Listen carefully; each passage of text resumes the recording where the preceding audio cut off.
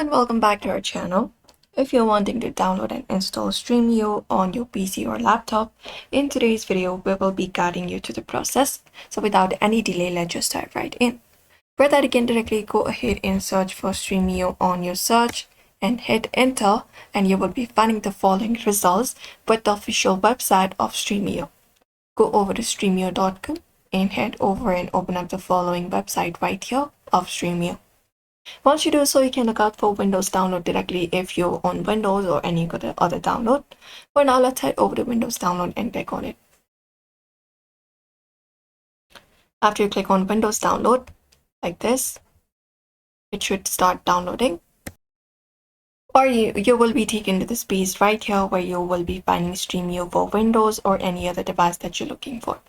So let's look out for this option for Stremio 5.0, or you can even look out for older stable version. Let's head over to this one right here and click on it. And once you click on it, it should start downloading at the top right corner of your screen. You may just wait for this download to be completely done so that you can install it on your device and set it up once it is done. Now once it is downloaded here, you can look out for the file location, click on it. And once you are here, you should be finding the file location. Just go ahead and open it up. And when you do, it pops up like this. You can select these options available.